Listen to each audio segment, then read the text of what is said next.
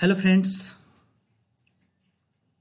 today we are going to understand the difference between personal management and human resource management. Okay, तो आइए देखते हैं पहले personal management. Personal management की शुरुआत बेसिकली कहाँ से हुई? जब शुरुआत दौर में जब फैक्ट्रियां खोली गई थी, उसमें जो समस्याएं आ रही थी, स्टाफ का प्रॉब्लम, स्टाफ को मैनेज करने में जो समस्याएं आ रही थी, उसका समाधान के तौर पर पर्सनल मैनेजमेंट स्टार्ट के रूप में देखा जाता है। तो वो बेसिकली क्या है? एक ट्रेडिशनल अप्रोच है, परंपरागत पहलू है, परंपरागत एक सोच है।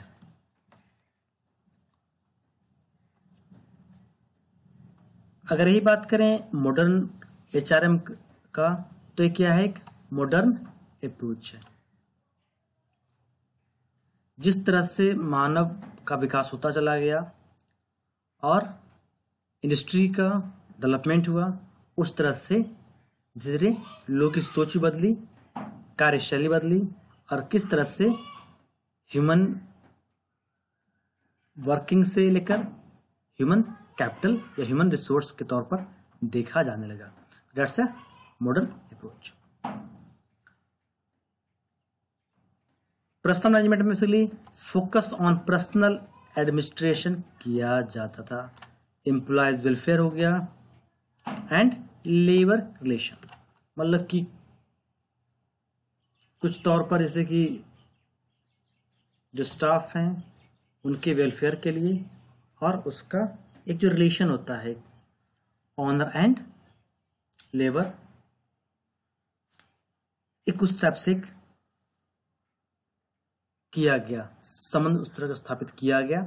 लेकिन ये जो है बस लगभग यहीं तक सीमित था। अगर बात करें एचआरएम का, तो it's focus on acquisition, development, motivation and maintenance of human resources. HRM में उसकी का एक मॉडर्न रूप क्या किया गया है? उसमें जो आपका एक्विजिशन,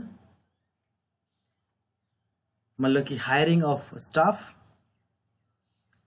डेवलपमेंट, उसको मोटिवेट करना,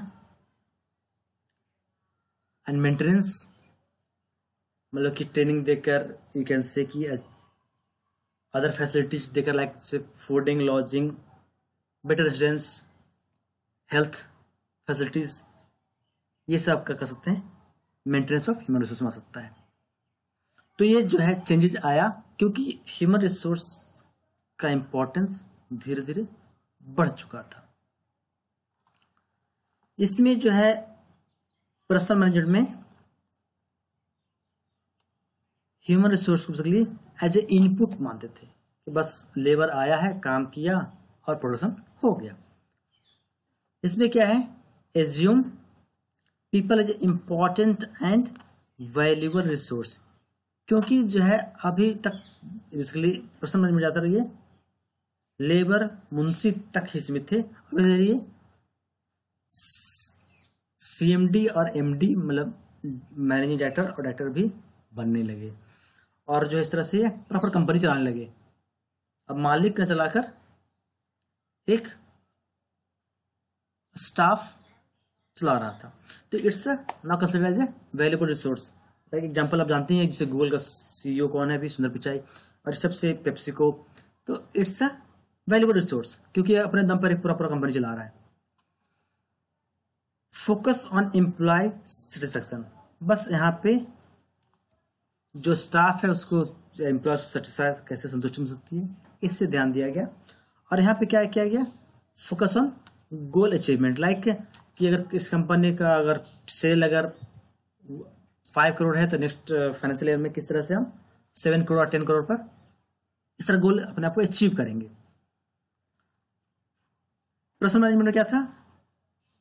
लेसर ट्रेनिंग, कम से कम ट्रेनिंग, मतलब ट्रेनिंग नगन नहीं था, मतलब नाम मात्र नहीं था, और डेवलपमेंट अपॉर्चुनिटी कुछ नहीं था, मतलब कि जो लेबर है तो लेबर नहीं रह जाएगा, या जब मुंशी तो मुंशी रह जाएगा। लेकिन यहाँ पे क्या है, एग्जाम्पल के लिए बैंकिंग सेक्टर देख लें, या फिर और भी जगह, हर जगह एग्जीक्यूटिव से फिर मैनेजर, मैनेजर से फिर प्रेसिडेंट, और एक different different variety of posts होते हैं और काफ़ी ऊंचे तक जाने की संभावना होती है।